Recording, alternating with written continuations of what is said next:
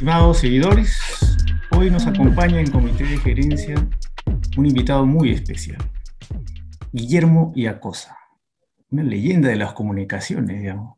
Ha accedido a la invitación y vamos a hablar hoy día de neurociencia, de neurolingüística, de oratoria, todas estas facultades que afectan a la gerencia de las empresas y afectan como quien creyera la forma en que se conduce el país. Entonces, Guillermo, bienvenido. Gracias, bueno, gracias por tus palabras. Hay mucho que decir porque, claro, lo tuyo es, tu, tu especialidad es mucho más concreta, es más en contacto con la realidad, ¿no? Y las cosas sobre las que nosotros trabajamos están en contacto con nosotros mismos, ¿no? Cómo somos, cómo nos comportamos. Y aunque parezca mentira, para una empresa, la relación interpersonal entre las personas que allí trabajan cuenta muchísimo en el rendimiento, ¿no? Si no, yo tengo una figura. Un día estaba viendo un partido del Barça con no sé quién, y en el segundo tiempo salen a la cancha, ya desarmados, no salen así en fila, sino en el segundo tiempo, y salen Suárez, Messi y Neymar. Entre los tres valen $1.000 millones, no sé, ¿no? Los tres jugadores más famosos del mundo salen y los tres salen despeinándose, haciéndose abrazos, así. Y yo dije, esto es parte del éxito del Club Barcelona, porque hay un buen vestuario, porque hay una buena relación interpersonal, porque hay armonía entre ellos. Porque si no hay armonía entre ellos, eso se va a reflejar en el partido de fútbol también. Por eso un buen director técnico, y esto sirve no solamente para el fútbol, sino también para las empresas, un buen director técnico puede hacer que fluya la comunicación. Eso baja las tensiones, aumenta la creatividad y hace sentir que no estás trabajando, que estás haciendo algo que te gusta, estás en un ambiente en el cual te sientes que estás cumpliendo una misión. ¿Me explico? Y eso creo que es muy importante y no se le da totalmente, no se da la importancia que tiene. Crear un ambiente de trabajo que sea agradable, que sea, ¿no? Y eso es muy fácil de hacer, es muy fácil de hacer, pero requiere un tiempo, ¿no? Requiere algunas experiencias que yo las resumo en dinámicas grupales, ¿no? Hacer dinámicas grupales para que la gente pueda decir todo lo que no se anima a decir. Para los seguidores que nos escuchan, Guillermo tiene un curso que se llama antioratoria, que es donde enseña estas técnicas que está hablando. Y claro, obviamente eso es valiosísimo para la gerencia. Ahora hay mucho de estas técnicas que se difunden en los medios, en la publicidad, hay un montón de cursos, pero por experiencia propia que he ido a varios, solo el tuyo realmente me dio herramientas que podía usar en la vida real. Porque cuando he ido a cursos, otros cursos, ¿no? Usualmente es una repetición de marketing. Mucho deseo, muy buenas intenciones, pero no se puede aplicar. En cambio, en tu curso, yo sí encontré técnicas que servían en la práctica. Entonces sería bueno que explicaras, justo estabas explicando los mecanismos que usas, porque más allá de que a los empresarios y a los gerentes les importe que los empleados y los equipos se muevan bien, es importante también adoptar la técnica correcta, ¿no? La técnica necesaria. ¿Y tu curso cómo aborda estos temas? Bueno, la idea es crear un ambiente. Yo tenía muchos problemas con esto, por otra Mm. parte, cuando dictaba el curso en la universidad. David Fishman, que es un hombre muy inteligente, era el dueño de la universidad en realidad, me decía, en tu curso se ríen mucho. Mm. Y yo le decía, y se ríen mucho, me decía, ¿Eh? oye, si la gente no se ríe, es una mala señal.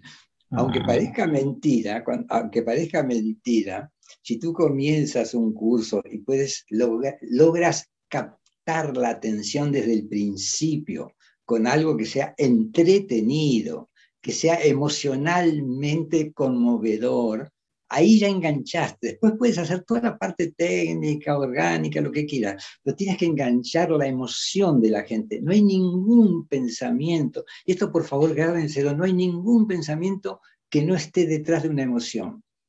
Todos los pensamientos están detrás de emoción. Primero viene la emoción, después viene el pensamiento. Pero la emoción es la que maneja las cosas. Gracias, acá me están arreglando.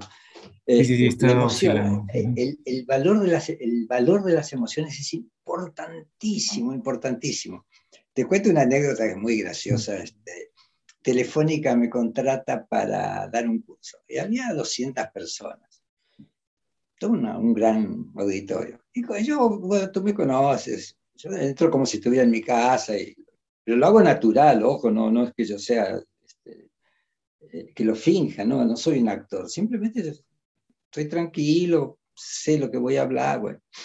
Y resulta que el tipo que está sentado al lado mío, yo siempre trato de hablar en el mismo nivel en que está la gente. La gente está sentada, yo estoy parado, pero siempre hablo al mismo nivel, si es posible camino un poco.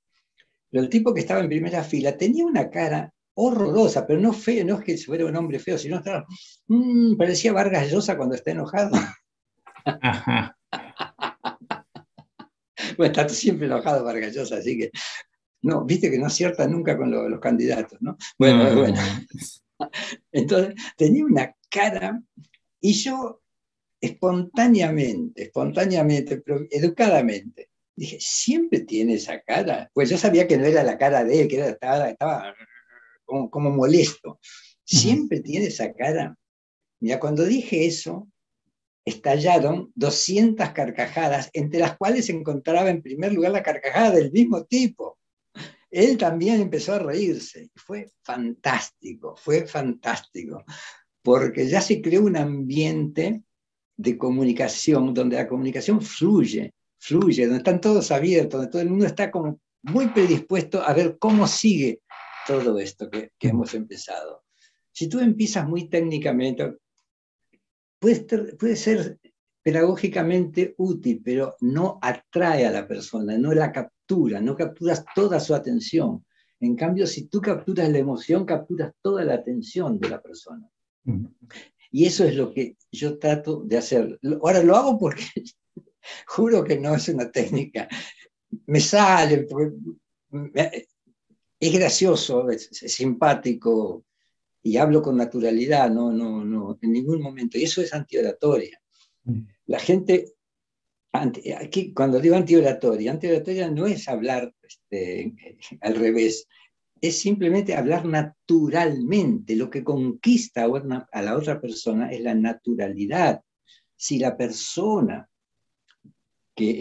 con la que estamos hablando está en una situación así estas situaciones que adoptan algunas personas por inseguridad, no porque sean muy importantes, por inseguridad, pues ninguna persona importante pone cara de estúpido.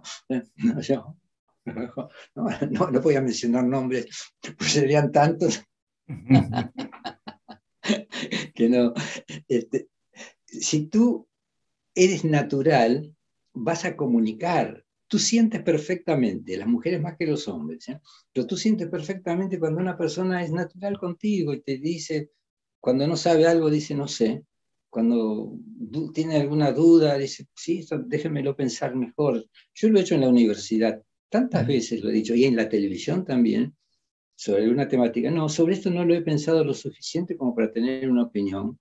Está bien, perfecto. Eso juega a favor tuyo, porque quiere decir que si yo soy capaz de decir no sé, quiere decir que lo que digo es lo que sé realmente. Y son cosas con las que he experimentado.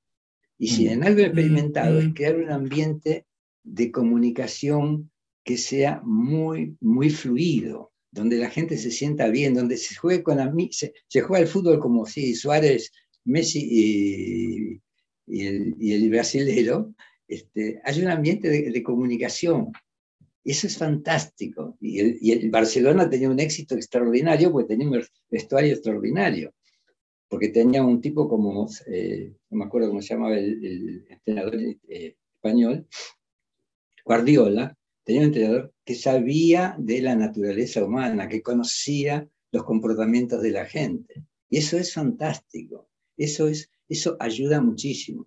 Pero para que uno pueda actuar así, tiene que tener autoestima.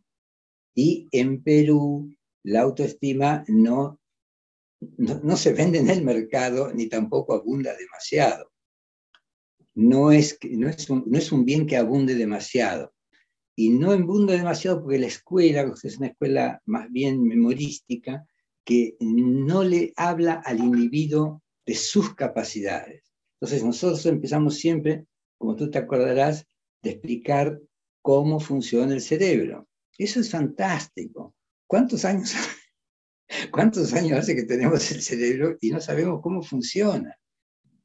Oye, Aristóteles pensaba que el cerebro servía para enfriar la sangre. Es muy interesante, porque lo volví a escuchar en un médico.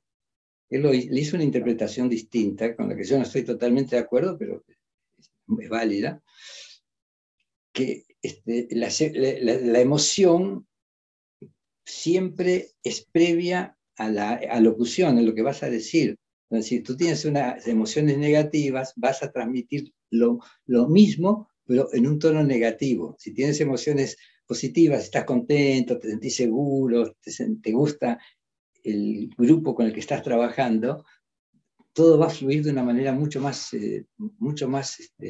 veloz y mucho más amplia.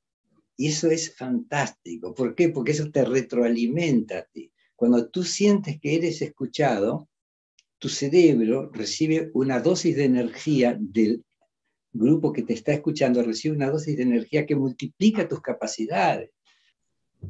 Decíamos que todo pensamiento está precedido por una emoción.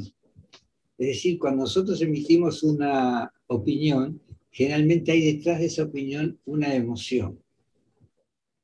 Y si uno ve las discusiones, el tono que puede llegar a tener de violencia es porque las emociones están libres y manifestándose permanentemente detrás o delante de esa idea que se manifiesta. ¿Se entiende? Las emociones son las que manejan nuestra conducta. Cuando dicen que somos seres racionales, es un piropo que nos dicen, ya racional. De racionales no tenemos nada, somos seres emocionales, básicamente emocionales. Pregúntese usted cuántas veces metió la pata en su vida y pregúntese si yo le dijera que tengo un aparatito para volver atrás en el tiempo, para que usted no cometa ese error, porque hirió a alguien que después quiso, porque hizo una cosa que no hubiese querido hacer, movilizado por la emoción, ejerció una violencia que fue también impulsada por la emoción. Si usted, yo le dijera que tengo ese aparatito, y eso lo cuento en las clases, todo el mundo dice, sí, yo quisiera volver, porque en tal parte, y todos cuentan alguna pequeña aventura que han tenido negativa, dolorosa para ellos, y el arrepentimiento ya no existe. Y esto es muy grave cuando la persona agraviada ha muerto. Muchas veces, familias que tienen una situación de disputa permanente, uno de ellos muere y el otro queda en una situación de vacío muy profunda. Primero, porque no tiene con quién pelearse. Y segunda, porque es un vacío que está permanentemente siendo hostigado por la sensación de culpa de no haber sabido realizar las cosas de otra manera. Son muy importantes nuestras emociones. Son muy, muy, muy importantes nuestras emociones. Entonces, cuando uno va a hablar en público, cuando uno va a enfrentar a un grupo, lo primero que tiene que hacer es crear un ambiente de comunicación. Y todo eso se crea no diciendo, vamos a hablar sobre todo. Cuanto menos rígido esté, más va a llegar a la gente. A mayor grado de soltura, mayor aproximación a la gente. Si usted está suelto, la gente va a estar suelta y va a entender mejor. Porque existe algo que se llama de neuronas espejo. Es decir, la gente que lo está mirando inconscientemente está adquiriendo gestos como los suyos, como está en una situación parecida a la suya. Físicamente, no da una tensión. Y toda tensión nos impide entender con claridad qué es lo que debemos decir o cómo lo debemos decir. ¿Se entiende? Entonces, si uno Sí. crea un ambiente de relax, puede empezar contando una historia, puede empezar hablando de algo que está ocurriendo en el país o en su vida, en fin, cualquier cosa que tenga que ver con lo emocional, si usted comienza de esa manera, va a enganchar a la gente, va a enganchar y va a crear un vínculo entre usted y la gente. Y aquí hay algo que sí para mí es muy importante, y pónganlo en práctica, es que uno muchas veces, cuando va a dar una charla, hacer una exposición, se siente inseguro, ¿no es cierto? Se siente un poco inseguro. Pero en el momento en que uno está, si conoce la temática, por supuesto, si la conoce, si conoce la temática, en el momento en que esté frente al público, si usted ha creado un ambiente amistoso, relajado, humano, digamos, si ha creado un buen ambiente humano, su cerebro va a funcionar a una velocidad que usted ni siquiera se puede imaginar. Cuando se nos cortó la comunicación, yo le estaba contando que mi ex compañero de trabajo, Obed, me decía: Guille, ¿esto cómo lo vas a explicar? Era una temática que yo no había explicado nunca, que la conocía muy bien, pero nunca la había explicado. Y yo respondo siempre lo mismo: no sé, lo voy a saber cuando esté frente a la gente. Porque toda reunión une dos energías. La energía del expositor también reúne la energía de los oyentes. Y cuando ustedes crean un ambiente agradable, esa energía es positiva. Y cuando esa energía positiva llega a usted, usted va a hablar de una forma en que se va a sorprender usted mismo. Es increíble a mí la cantidad de ideas que he resuelto cuando estaba dando la clase. Quien más aprende cuando se enseña es aquel que enseña. Porque cuando uno enseña, tiene la energía de la gente que está esperando de usted una explicación, pero además tiene la posibilidad de ver otros matices que no había visto porque había estado con otros públicos que le exigían cosas diferentes. Y es fantástico cómo enriquece la exposición el hecho de repetirla y repetirla muchas veces, pero siempre con públicos diferentes que le van a exigir a su cerebro, sin que usted se dé cuenta, cosas diferentes.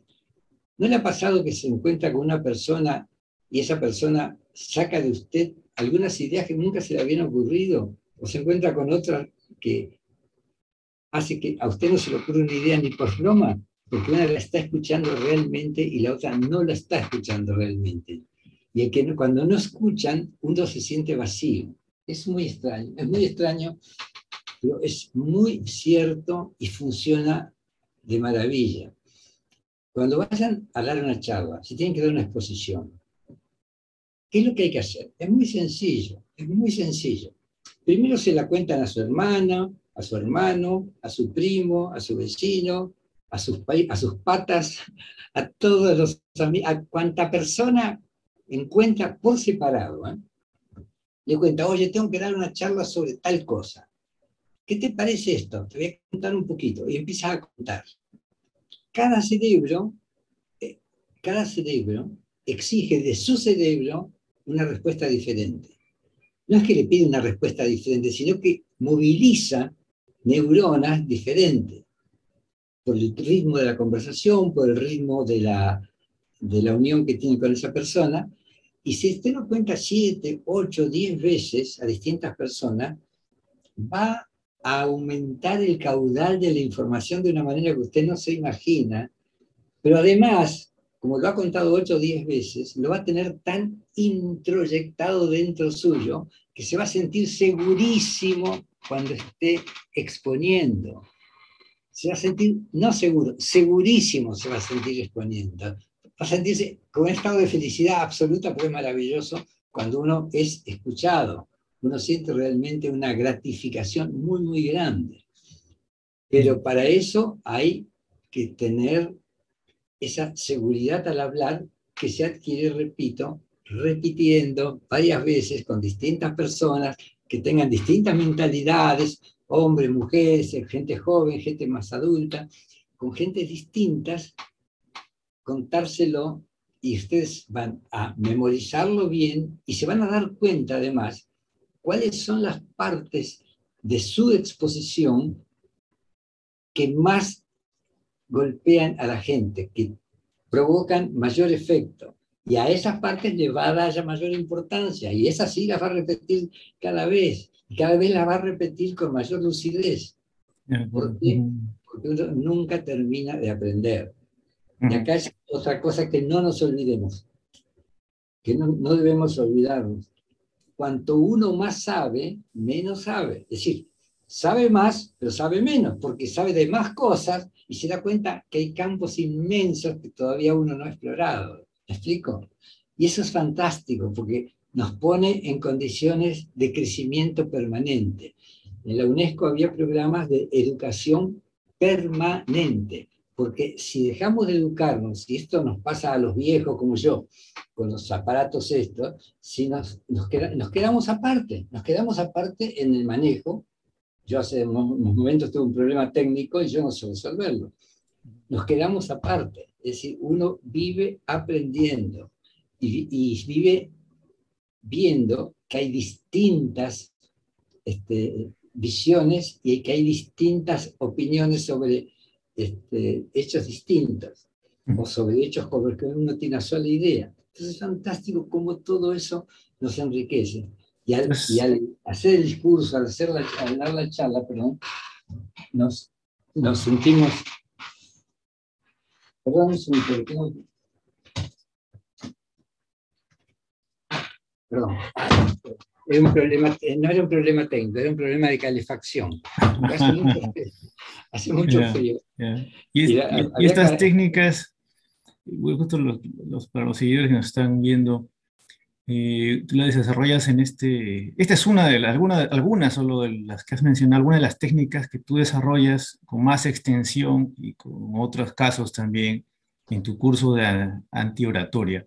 Vamos a poner los enlaces para que los que nos siguen puedan verlo. Vamos a poner el enlace aquí abajo del video para que puedan, los que quieran más información, los que quieran contactarse para los horarios, la frecuencia de las charlas y los cursos de Guillermo Yacosa, puedan ponerse en contacto. Lo vamos a poner aquí abajo.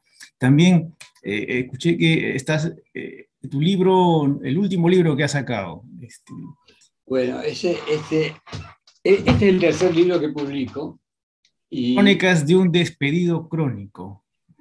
Sí, porque esto es bien interesante. Tiene que ver con el mundo en el que vivimos. Mundo donde la prensa es la que alimenta la inteligencia de la gente. Y eso, la inteligencia y la visión del mundo de la gente. Y eso hace que sea muy pobre nuestra visión del mundo, porque la prensa defiende, como lo dijo mi amigo José hace un tiempo, defiende intereses propios, intereses económicos, ¿no? O políticos. En consecuencia, hay que estar muy, muy, muy atento, muy atento en la información que uno recibe y sobre todo aprender a filtrarla. Es decir, yo recibí una acusación de ¿cómo se llama? Plagio. ¿Y por qué me acusaban de plagio? Yo decía, qué raro, ¿no? Porque cuando uno es periodista, lee los cables de United Press, Associated Press, Reuters, ANSA, EFE, son todos organismos de prensa de Occidente que dicen más o menos lo mismo. Pero ese más o menos lo mismo está defendiendo una postura política, social, etcétera, etcétera, con la que podemos o no estar de acuerdo.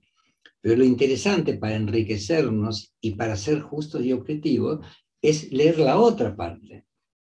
Entonces yo leía lo que encontraba en sectores que hacían la antinoticia, digamos, ¿no? Es decir, que veían desde otro punto de vista las cosas.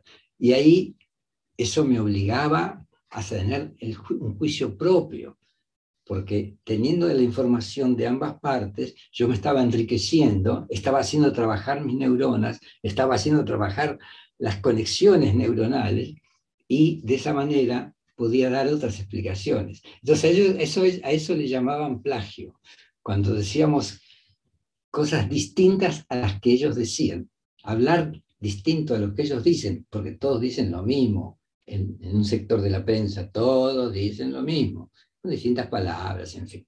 Pero cuando uno tiene una visión enriquecida por otro punto de vista, puede hacer que la gente piense mejor. Y usted va a crecer, porque usted no puede ser un títere de los titiriteros neurológicos que son los periodistas, que manejen su cabeza, que le digan lo que tiene que pensar, lo que tiene que hacer, quién es bueno, quién es malo, quién no es malo. ¿Sí? ¿Por qué? Porque ellos están defendiendo intereses. Desde que se descubrió que la prensa podía producir mucho dinero, y produce mucho dinero, se acabó la libertad de pensamiento. Es decir, nosotros tratamos de incluir nuestro pensamiento en la cabeza del otro, lo queremos inyectar, queremos que piense como nosotros. ¿Por qué? Porque conviene a nuestros intereses. Y un Pero verdadero... ahí la responsabilidad, como lo que estás diciendo hace que la responsabilidad pase al lector, ¿no? O al que escucha la prensa, porque ya es su misión no simplemente tomar lo que le dicen, sino cuestionarlo y compararlo con otras versiones antes de tomar decisiones. Porque esas decisiones pueden afectar tu vida, la forma en que votas afecta a tu futuro, el futuro de tus hijos, afecta los costos de tu empresa, afecta a tus clientes. Entonces, lo que tú estás diciendo debe hacer reflexionar a los que nos escuchan, porque ya no es tan fácil como decir, bueno, la prensa me dijo esto, yo le creí.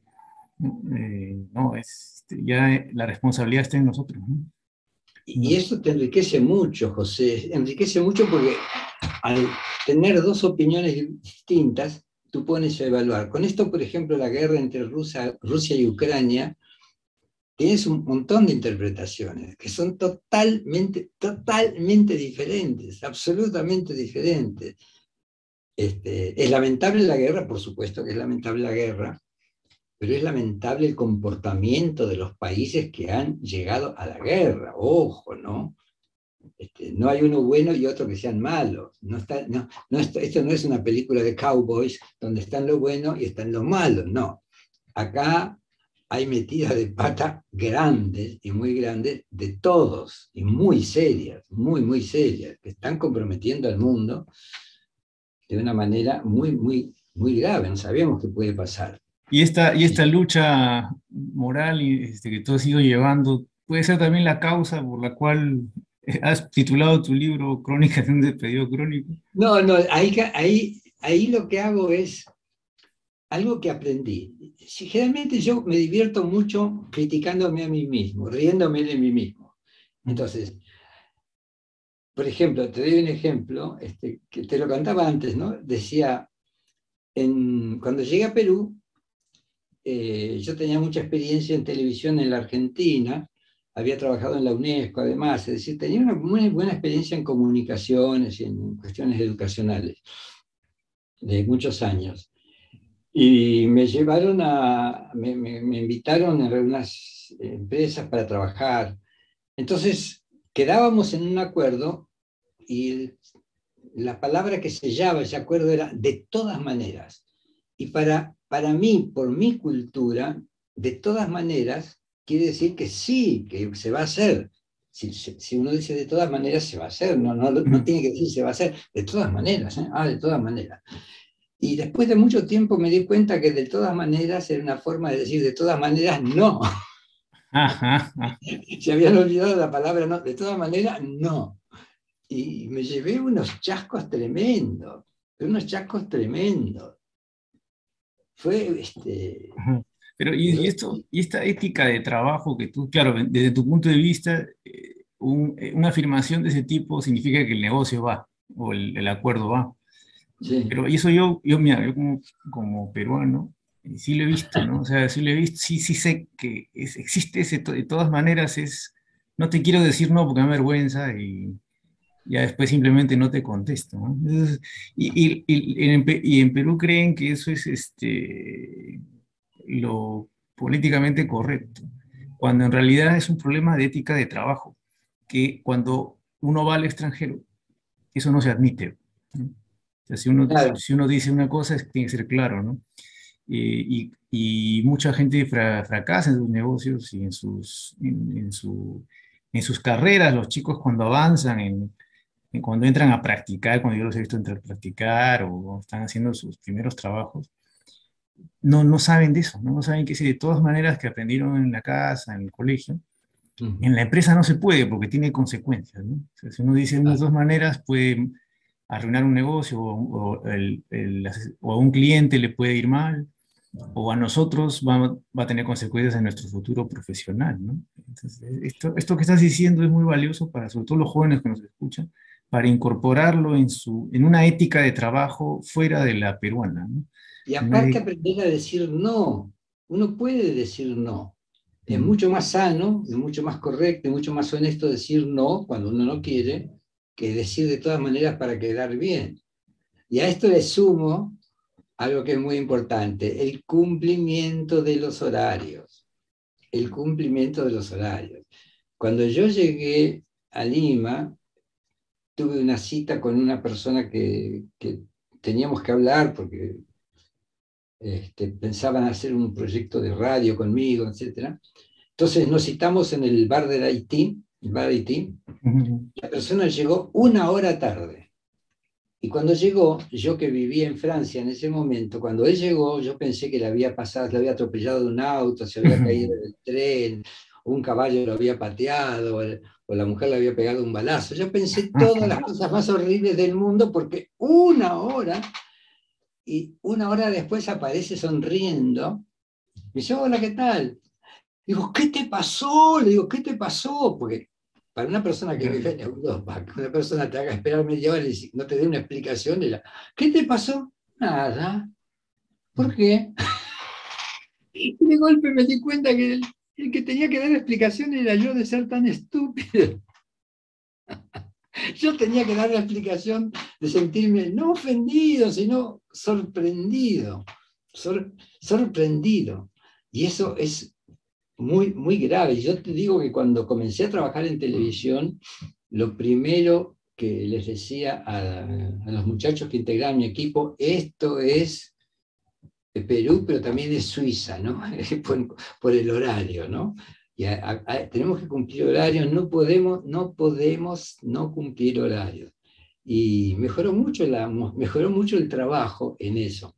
claro, no, lo Que, que tú dices tú afecta, en términos económicos, ¿no? Afecta la eficiencia, la productividad, y si uno es empresario, lo siente, ¿no? Y si uno es trabajador, luego se preguntan, ¿y por qué no me aumentan el sueldo, ¿no? ¿O por qué no me ascienden?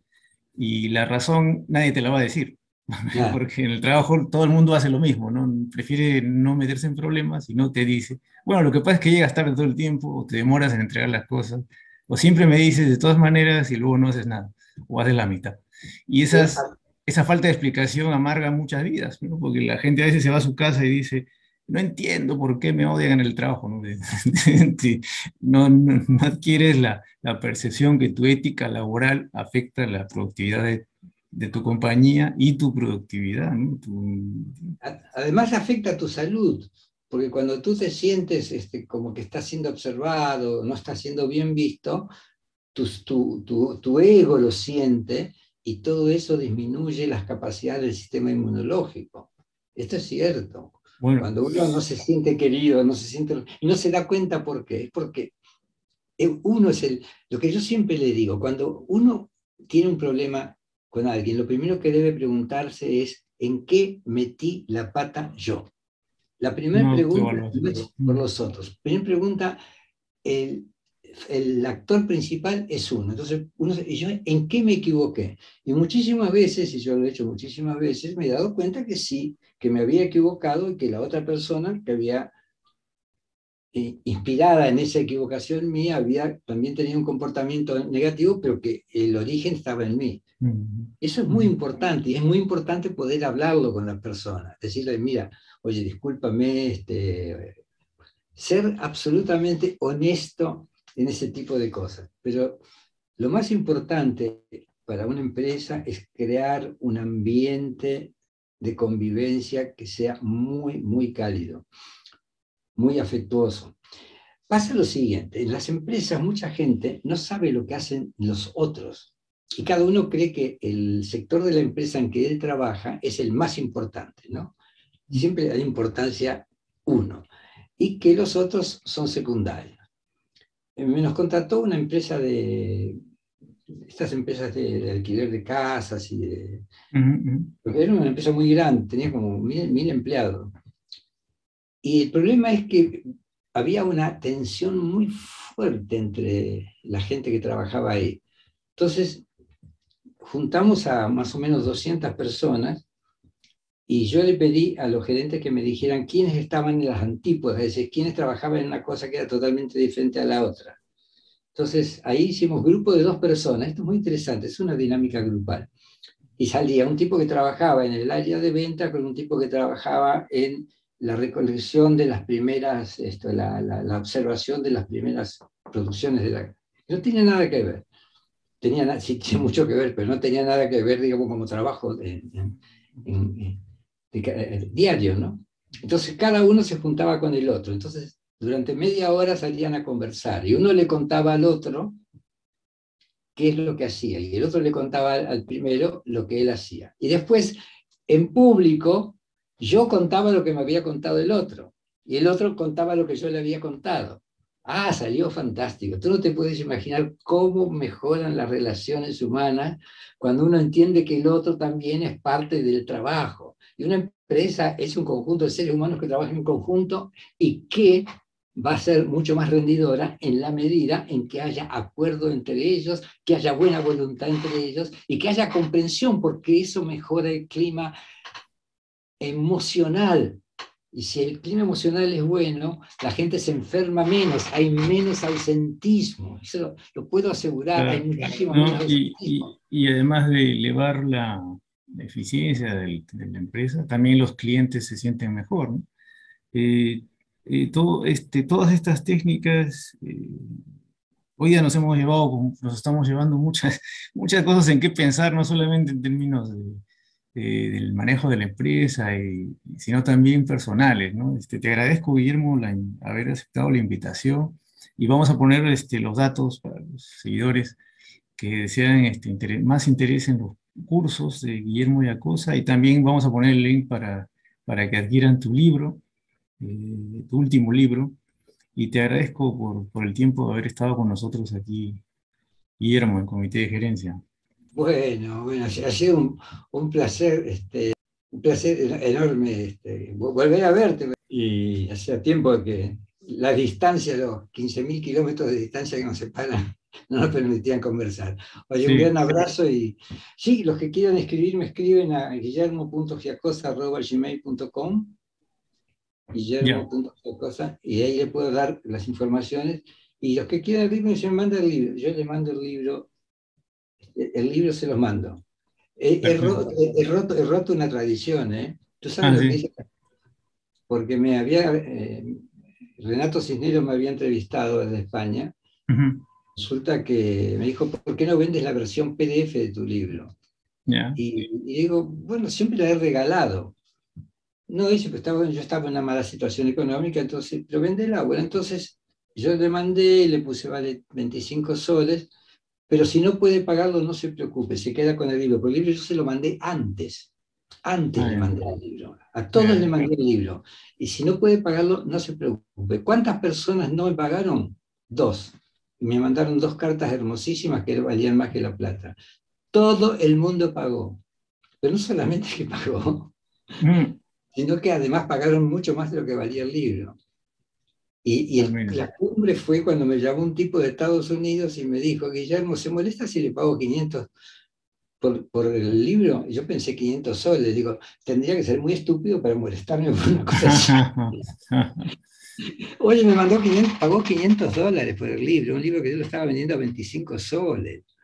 Pero la idea que es romper el esquema. Yo mandé el libro, me deshice. Si lo quieren pagar, lo paguen. Si no lo quieren pagar. Claro, en el sistema capitalista yo sé que eso no es un buen ejemplo, pero da resultado. Pues estamos diciéndole a la gente: yo creo en usted. Y creo que es mucho más importante que creamos entre nosotros que cualquier ganancia material. De eso estoy convencido. Gracias, bueno, Jorge, te agradezco mucho tu No te preocupes. Y estimado, y para los seguidores, nos vemos la próxima semana en otro comité de gerencia. Arrivederci.